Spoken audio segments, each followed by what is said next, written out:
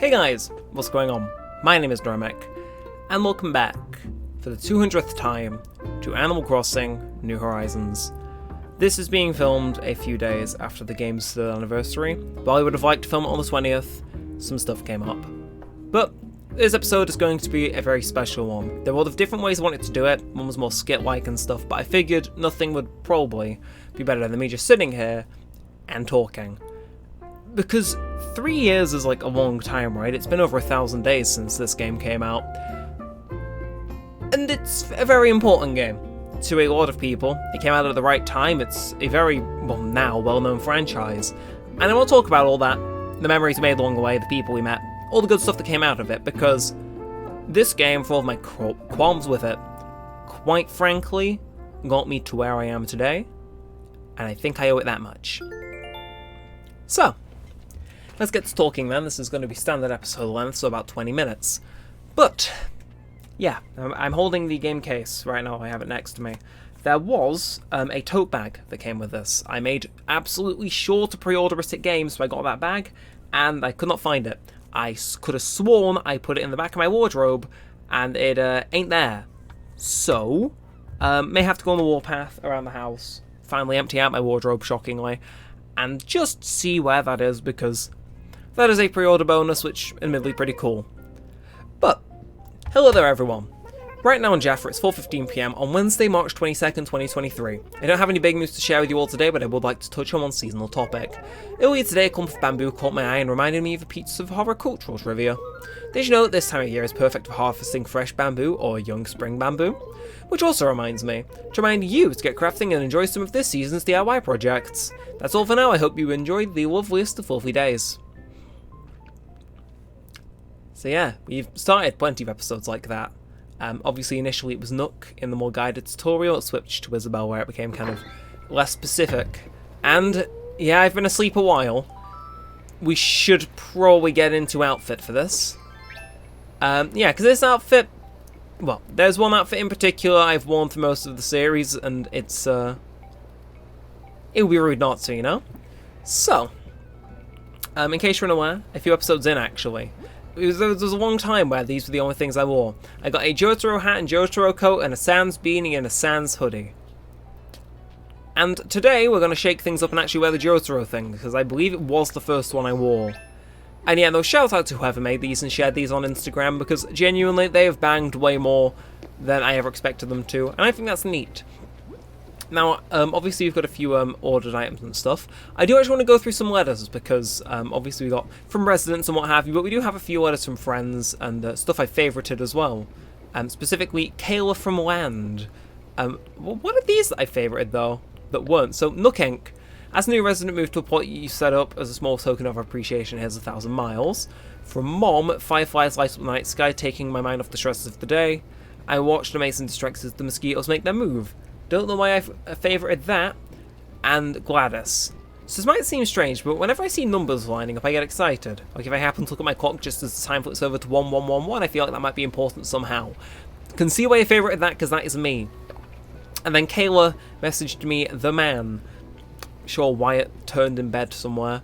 Yeah, it's still nighttime in America, you know. I'm sure what me simply saying that word is a very big callback that goes further back than New Horizons does on the channel. But yes, no, the man was a long-standing meme, as the kids would say. But we do have some letters from other friends as well. Not sure why Kale's showing up in there, but it's how it is. First from Nat, or some of you may know them, Mini Candy. Thought. Then we have one from Jess saying, Froggy shirt. Damn right, Jess. And one from Han saying furry, where they sent me the fur, like, wolf paw things. So yeah, those are our letters. Not as many as I thought there was, but it's cool. Because we did make a lot of other memories. Kind of coming down here, I think, is where it's where a lot of the early stuff is rooted in my brain. Because at the same time, I've not wanted to change much, but I've changed a lot since the start of this, in terms of about the island. Like, this here has been here since, like, episode 1, as has this. And then, of course, in the opening episode is when we kind of... I think we set this or some variation of this down and then put all these flowers down. And I know it's very disjointed, and I think it was me fishing for the silver watering can. But I have to say, this has become like a very much staple of the town. I trimmed it back at some point because I did think it was getting slightly forced as it reached over this way. But generally, I really like the kind of hodgepodge approach to flowers we did here, because in reality, it does look really nice. Even here, after we reworked it to an extent, it very much is nice, and I'm glad I did it. Like, it just, over time, has become a long and enduring fun thing. Of course, here's the museum. If you know me, you'll know the thing that eventually sold me that the game would eventually be alright was seeing the museum water graphics. And also, when we walk in here, I can talk about a few other things. In terms of episodes which were breaks to the formula, anything that wasn't standard 20 minutes uninterrupted usually counts. But there's one that kind of is head and shoulders above the rest, and we're going to head into this right exhibit to talk about that. If some of you are unaware, there is a video on my channel called New Horizons, but we are fully fledged clowns, in which I played online with some of my friends to get footage for the review I'd eventually make, which we'll get into talking about. And we played hide and seek in the museum, arguably the most memorable part of the video. It was just very fun. I definitely need to talk to the people I made those videos, or that video with more, because it was genuinely such a blast, and I have Switch Online. I would be more than down to make videos like that again, and it's one of those videos that I stand by being one of, if not the highlight of the series, given it kind of works to have people, and you know, it's like if you were just having fun and that ended up being entertaining enough to turn into a video. And of course in here, as I just said, those water graphics, man, you can sell me on a good game based on water, and that's some good water. But yeah, fully fledged clowns would be completely amiss not to be mentioned. Of course, you got the light pop in there, you know, it's as you do. But yeah, did I come in here to talk about that? Of course, eventually we did actually end up finishing our fossil exhibit, and I did spend a great deal in the beginning of the game, always trying to donate stuff because I wanted these places to be filled out, because genuinely every single one of these exhibits bangs. And fossil's probably the weakest one for me, but we were able to finish filling that out at one point. And of course, eventually, Brewster decided to open shop in here as well.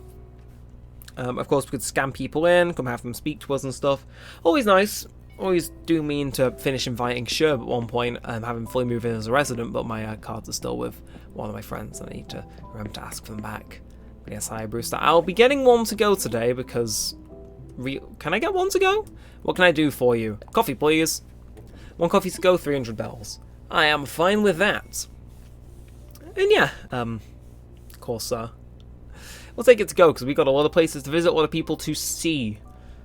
But top me up, and we will take sips as we go along, I presume. Now, where should we go to next? I think do we finish it off in the house, or do we go in the house now? Because, don't know. So, Koo, thank you very much. We'll see. Either way, let's, can I equip this indoors or no? What's the...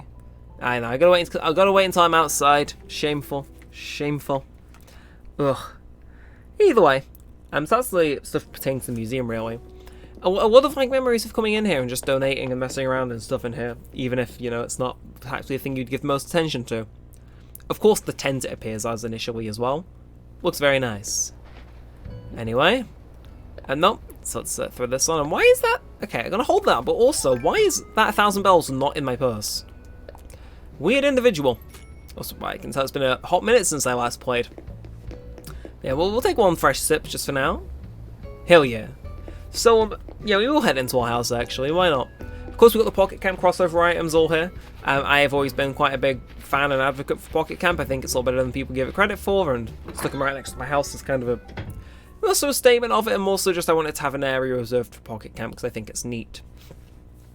In terms of our house, yep, okay, I figured there'd be cockroaches. We'll get into the main room last, actually, because I think that's the most interesting. But, in terms of where we're at, this used to be entirely an empty room covered in rolled posters.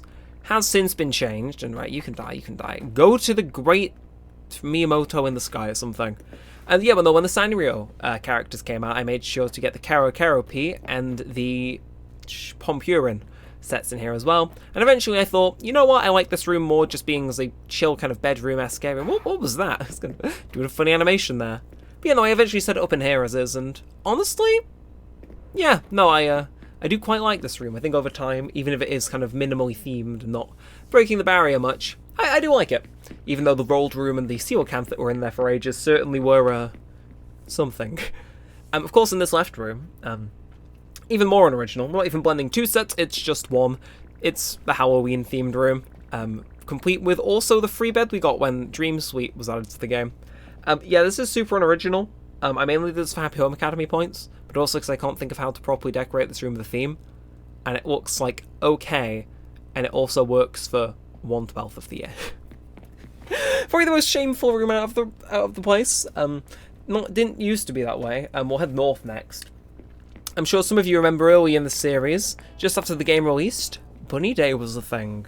And we got a lot of stuff, and we put it in this back room for ages to, okay, seriously, there's so many of you. Yeah, no, we put it in this back room. And this room, until, like 20 episodes ago, was just crammed full of Bunny Day stuff from 2020.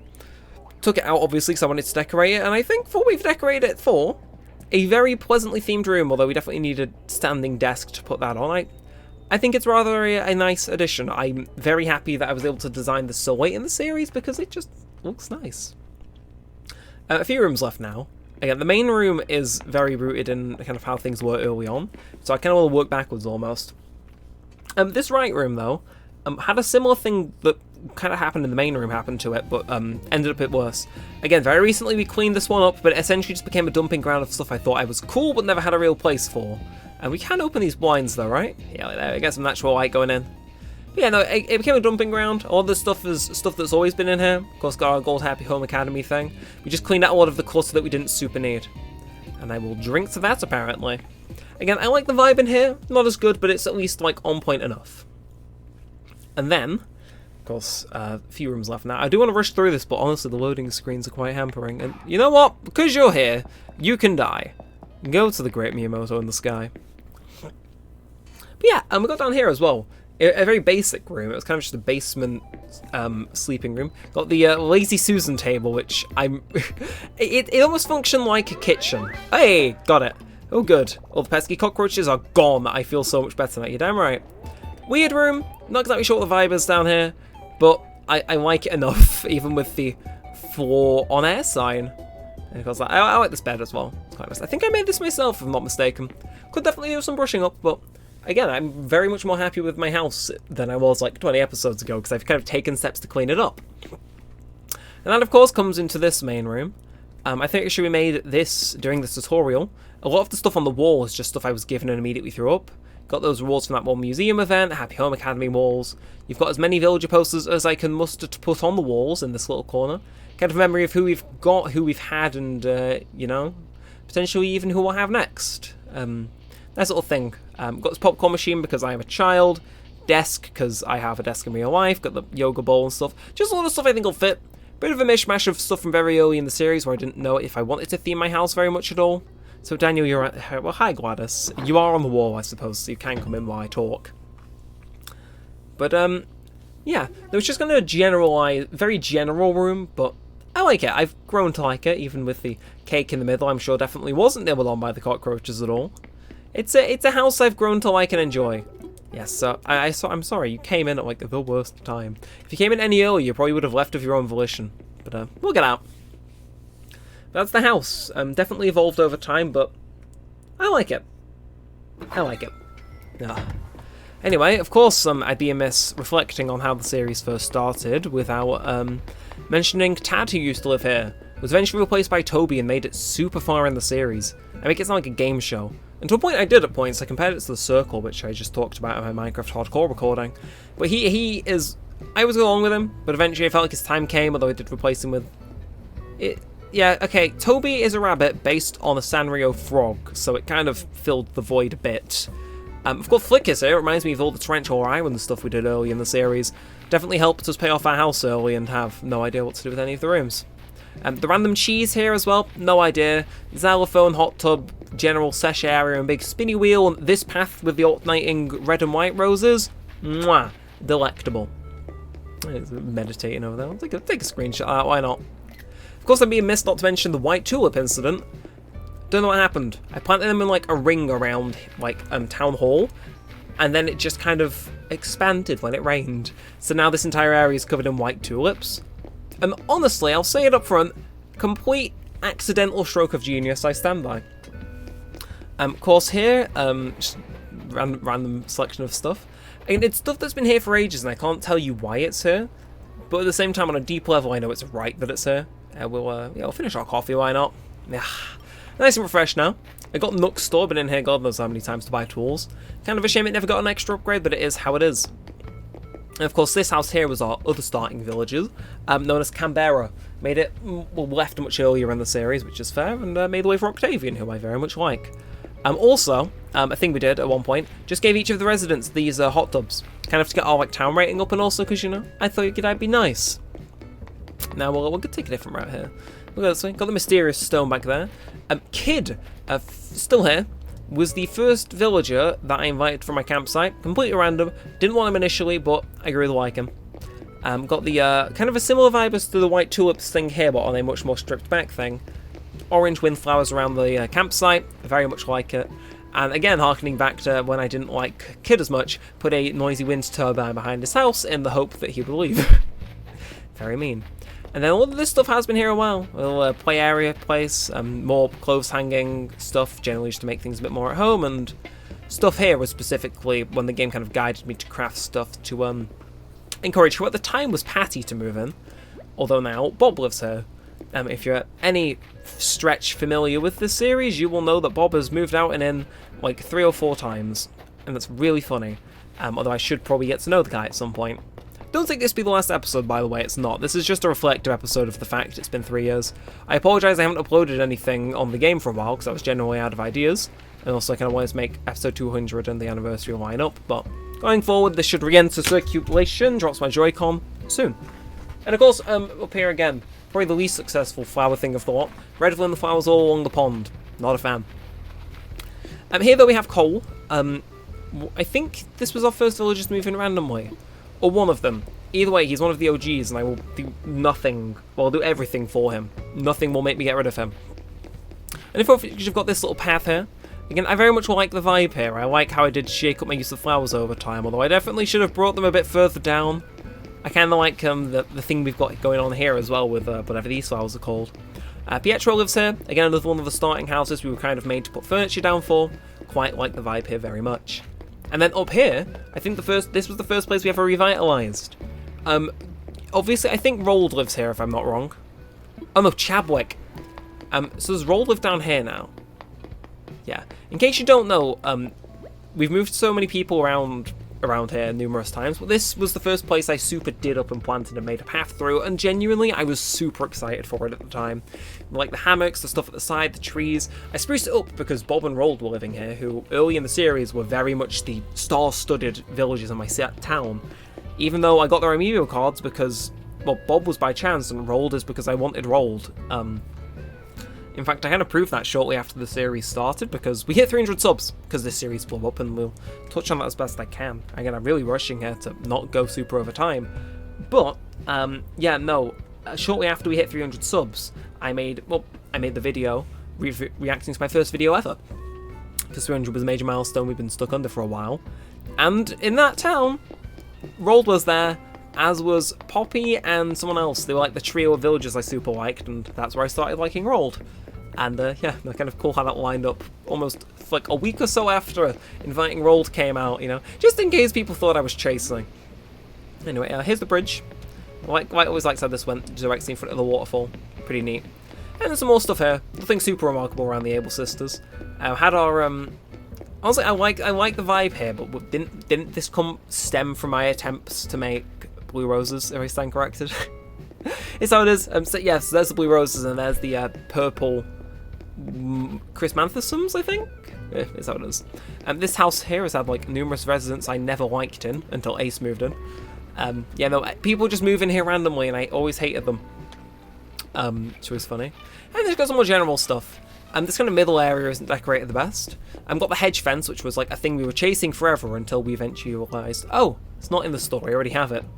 Was quite funny. More blue roses, more bushes. This kind of pattern that mimics Gladys, and then Gladys' little Zen garden. Again, another thing where I kiss my fingers and I go, mwah, you know what, damn right, that is some good town design. It's like, again, I don't want to change all about this town because I do genuinely love like a lot of it. Of course, getting into some more recent stuff now. Most of this layer was entirely untouched, but made a little effort to start an outdoor cafe. Stole this off one of my old Twitter mutuals I no longer speak to. It's like I just did it, but kind of as a retro diner theme. Took a while to set up, but I'm very happy with how it turned out. And of course, flowers have been allowed to kind of run amok up here, just in case, you know, just in case. And yeah, of course, a path up here as well, which wasn't the case for a while as well. And then that path ends here. A little cart here as well. And then here I've kind of kept wild as a callback to the beginning of the series, because I didn't want to see there's a campfire and radio here to kind of lend to that. But this place originally did have a bunch of stuff going through it and stuff, but I did remove it. I kept the bridge, but I just removed the path and stuff, and basically said, this little area here can be wild to harken back to the beginning of the game. Up there used to be a lot of Mario stuff, but now it is just a camp area, and I'm very grateful I did that, because I think this area looks way nicer with nothing in it than me trying to cram a bunch of development into it. So yeah. Also, I think around here was when I first used the waterscaping and landscaping tools, so that as well. And then, of course, last but not least, up here is the spa area, the highest point in town. Hiya, Ace. Good to see you chilling. Again, quite overrun with flowers, maybe need to do something about that, but always liked this area as well, think it had a nice vibe. Of course, these festival lamps, I always said I'd go on Nookers on and buy a bunch using my immensely accumulated wealth, and I never did. Need to get around to that though, because I think dotting these around on this layer in and around the diner and in that more abandoned area would be phenomenal. Somewhat reminds me of Jungle Joyride Night from Sonic Unleashed. Kind of a similar vibe to Adabat in that regard. But that is the entire town. Of course, we've got a bunch of different foreign fruit throughout the time, but that is it. Of course, use the same path design for most of it. Put lamps next to it as well, just for that extra bit. And that generally is everything. Of course, Happy Home Paradise and Hobbs Island exist, but there's less stuff to cover there. And of course, a few of these villages we got during villager hunts as well, namely Octavian's the first one that comes to mind. And of course, initially we were restricted just to this part of the island because we didn't have the vaulting pool for a few days. And this was resident services in the camping tent and stuff, and it was just... It's crazy to think that a lot of the stuff I'm talking about was 3 years ago, and yet I can remember it with almost absolute clarity. And even for the stuff I can't, it's still there. I suppose we should get towards the end of this now, but obviously, this series was initially, in the back of my head, only intended to run for 10 episodes, but, you know, it kind of overran, and when it did run past that, it, well, you guys know how it ended. We're here 190 episodes later than I said I would be, not having ditched City Folk, love/hating the game, and yeah. I have obviously stated my intentions to end this series this year, but I at least wanted to celebrate the anniversary before I ended it. I don't particularly know about the prospect of resetting the town, which might sound weird. In my mind, something I could do is reset the town. I could not... I think I may end up having to do that for New Leaf if I wish to jump into Welcome Amiibo, but I don't think I can do that for City Folk because it's got such a storied history. Obviously, Switch, only actually have one town per Switch. I would love to maintain this town, but at the same time, it feels like I've done everything I can do. And part of me thinks I should just leave this as it is, as a time capsule of what is essentially 3 of the best years of my life. Because this game, this island, this digital bunch of ones and zeros, essentially restarted my life. I was already climbing up, and then this game came out, and while it wasn't the greatest game ever, it restarted my YouTube, and that did a lot more than I think just revitalised my channel. So I value it a lot, and part of me does want to keep this intact, but part of me knows that if I were to reset my town, I'd be able to get a lot more content out of it. And it's a mixture between, do I keep the town to show respect to the game, or do I refresh the town so I can keep playing the game in, again, honour to it. It has occasionally crossed my mind to potentially dump my save file somewhere, mod my Switch, do all that stuff. In case you don't know, before my copy arrived, I did play a leaked version, and I had to completely wipe my Switch. So if you wonder why things are perhaps weird, or my Switch isn't like completely up to stuff with what I say, or I'm missing which screenshots, there you are. Did have to wipe my Switch so I didn't get banned from online. And luckily, haven't been yet. Still got it online. But yeah, no, I think on March 18th, somebody got the game early, they dumped it, I modded my Switch in a right hurry to play it, streamed it for a few people. And yeah. Honestly, I'm surprised I forgot to mention that, but wish I had that tote bag with me. But I'm sure if you're able to Google it, you know what I'm on about. It's, yeah. So I'm looking at the game cover now, it's just... It's really weird to think it's been 3 years. You know, it's been 3 years. It's insane. And we're not done with this town yet, right? Whether the series is going to end, and that is the end, or whether we start again on real hardware or an emulator, or hell, maybe my Switch breaks, I irreparably lose my save, and we just have to start again, who knows? Or maybe the new entry comes out. I don't know. But for as much slack as I will always give New Horizons, it also did so much right, and gave so many people so many memories, and this episode is to commend that. The first chance I got to play the game properly for YouTube was following a online college lecture just as the lockdown was starting. It was the first online lecture I ever had, and it was in social media in business and computing. After that finished, I put the game in. I hit record at around what must have been about 12:10 a.m. Again, the time in game will be synced up correctly, I believe. But hit recorded those first 3 episodes, and I had no idea what the hell I was in for following that.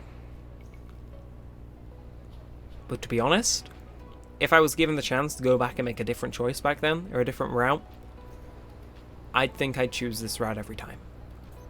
So thank you, New Horizons. To 3 years of single-handedly reviving my channel into what it is today, to opening so many more doors than I think I'll ever publicly ever let on. It is truly a remarkable game for how it was able to bring things together. And while the update schedule for the game was, admittedly, yes, a bit of a letdown, this video isn't about that. It's about the good it did. And, again, for someone who is so vocal against this game being touted as the best in the franchise, I can't deny at the same time, well, kind of is, if you look at it from certain angles. But that's enough from me. I understand I'm being a bit sappy here. It kind of hit me. You know, it's been 3 years. It's been 3 years, and I'm sat in the same place as I was 3 years ago, on the same controls, the same Switch, the same game copy. Maybe not the same computer, a few components got replaced since then. You know, a different monitor, I think, actually. A lot of differences, but a lot of similarities at the same time. New Horizons ushered in, at least for me personally, like a different wave of my life. Or at least signalled that loudly enough to me to realise it was happening. And I will forever hold this game close. So no matter if this series shall resume on this thing, end on this map, or return in some different form to capture the spark of what initially made it so special, even if this may be within the last 10 episodes we ever make of this series, just know that this game is special. It may not be perfect, but at the very damn least to me, it certainly means a whole of a lot, even if it may still get edged out by entries in the series that came before it. And with all of that said, and all of that aside, thank you for 3 years. This channel, still going this late. I'm in university, still finding time to balance it. Tried so many different things and got different things, but this is still going.